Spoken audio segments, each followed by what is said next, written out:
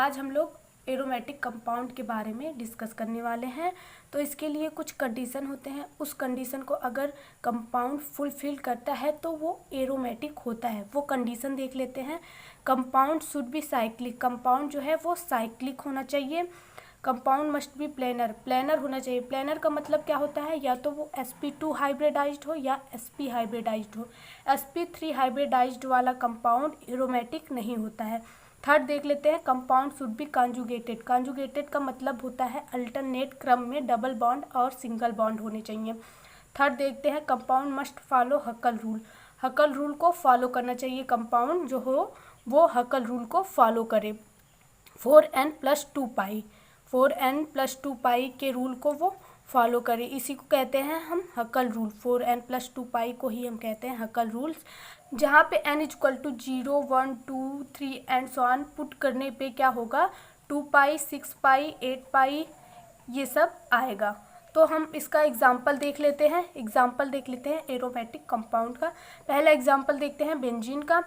यहाँ पे देखिए, सबसे पहले देखिए कंपाउंड साइक्लिक है कि नहीं है, तो कंपाउंड साइक्लिक है।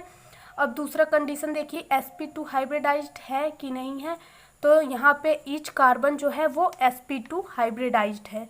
यहाँ पे ईच कार्बन sp2 हाइब्रिडाइज्ड है, तो ये सेकेंड रूल को भी फॉलो कर रहा है। थर्ड देखते हैं, ये अल्टरनेट क्रम में इसमें डबल बॉन्ड है कि नहीं है, तो यहाँ पे देखिए डबल बॉन्ड, फिर single bond, double bond, single bond, double bond, single bond. Alternate क्रम में डबल बॉन्ड सिंगल बॉन्ड भी है, थर्ड रूल को भी फॉलो कर रहा है। फोर्थ देख लेते हैं, हकल रूल को फॉलो कर रहा है कि नहीं कर रहा है, तो 2 2 2 6 पाई इलेक्ट्रॉन है, यहाँ पे 6 पाई इलेक्ट्रॉन इसमें देखिए आ रहा है, तो ये हकल रूल को भी फॉलो कर रहा है। यहाँ पे 6 पाई इलेक्ट्रॉन है और ये हकल रूल को फॉलो कर रहा है, इसीलिए ये कंपाउंड क्या है, एरोमेटिक कंपाउंड है।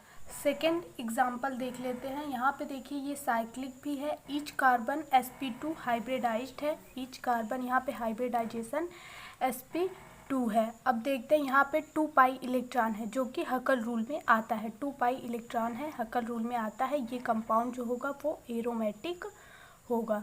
अब ये वाला देख लेते हैं। यहाँ पे देखिए साइक्लिक है, ईच कार्बन sp2 हाइब्रिडाइज्ड है और यहाँ पे 6 पाई इलेक्ट्रॉन है, दो ये और ये जो निगेटिव चार्ज है ना उसको भी हम लोन पेयर के रूप में ही कंसीडर करते हैं। तो यहाँ पे 6 पाई इलेक्ट्रॉन है, तो 6 पाई इलेक्ट्रॉन भी हकल रूल को फॉलो करता है, तो यहाँ पे होगा ये कंपाउंड एरोमेटिक कंपाउंड होगा। पाइरॉल को देख लेते हैं। पाइरॉल यहाँ पे देखिए, यहाँ पे भी 6 पाई इलेक्ट्रॉन है, क्योंकि ये लोन पेयर ऑफ इलेक्ट्रॉन है, इसको भी एरोमेटिक में कंसीडर किया जाएगा, इसीलिए ये 6 पाई इलेक्ट्रॉन है। ईच कार्बन sp2 हाइब्रिडाइज्ड है, ईच कार्बन sp2 हाइब्रिडाइज्ड है, ये कंपाउंड भी क्या है, एरोमेटिक है।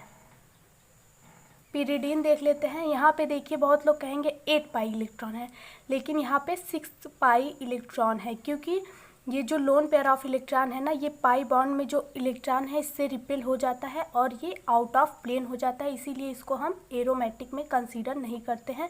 तो ये वाला और ये वाला ही एरोमेटिक में कंसीडर किया जाता है, इसीलिए यहाँ पे 6 पाई इलेक्ट्रॉन है। ईच कार्बन जो है sp2 हाइब्रिडाइज्ड है और नाइट्रोजन भी यहाँ पे sp2 हाइब्रिडाइज्ड है, एरोमेटिक कंपाउंड है, एरोमेटिक कंपाउंड है।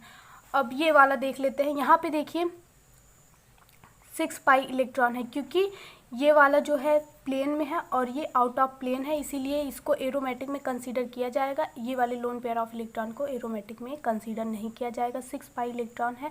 ऑक्सीजन क्या है, sp2 हाइब्रिडाइज्ड है। sp2 हाइब्रिडाइज इसलिए है क्योंकि एक ही lone pair of electron hybridisation में काउंट होगा। यहाँ पे देखिए 1 2 और ये लोन पेयर ऑफ इलेक्ट्रॉन, इसीलिए ये sp2 हाइब्रिडाइज्ड है।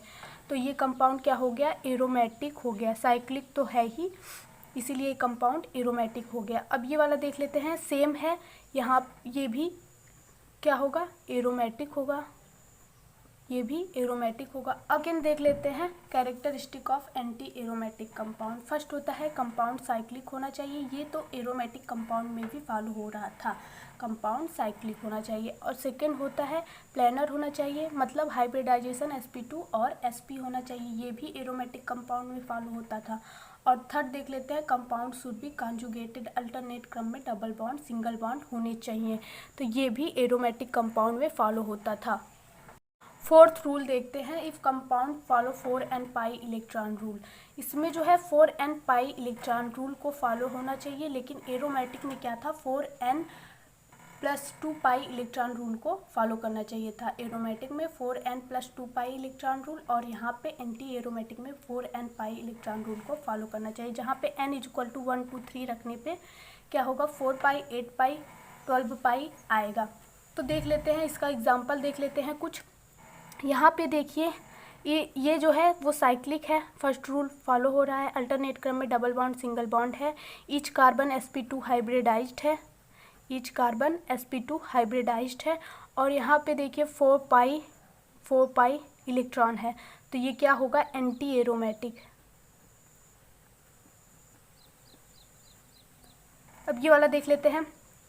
यहाँ पे देखिए कंपाउंड साइक्लिक है, अल्टरनेट क्रम में डबल बॉन्ड सिंगल बॉन्ड है, और यहाँ पे क्या होगा, ये तो होगा 2 पाई ये हो गया और 2 पाई ये हो गया, 4 पाई इलेक्ट्रॉन है यहाँ पे, और कंपाउंड जो है sp2 हाइब्रिडाइज्ड है, इसीलिए ये भी क्या होगा, एंटी एरोमेटिक होगा, एंटी एरोमेटिक होगा।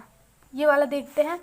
यहाँ पे देखिए ये भी sp2 हाइब्रिडाइज्ड है ईच कार्बन, और यहाँ पे 4 पाई इलेक्ट्रॉन है, और साइक्लिक है कंपाउंड, एंटी एरोमेटिक कंपाउंड है, ये भी एंटी एरोमेटिक कंपाउंड है। अब देखते हैं नॉन एरोमेटिक कंपाउंड के बारे में।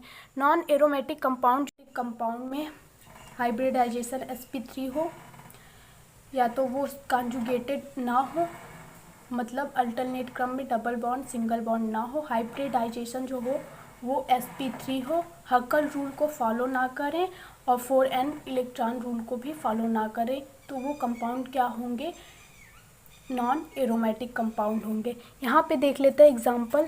यहाँ पे देखिए 2 पाई इलेक्ट्रॉन है, ये रूल को तो हकल रूल को तो फॉलो कर रहा है, लेकिन यहाँ पे देखिए sp3 हाइब्रिडाइजेशन है, जो कि एरोमेटिक कंपाउंड में नहीं होता है, ना तो एंटी एरोमेटिक कंपाउंड में होता है। तो ये कंपाउंड क्या हो गया, नॉन एरोमेटिक कंपाउंड हो गया।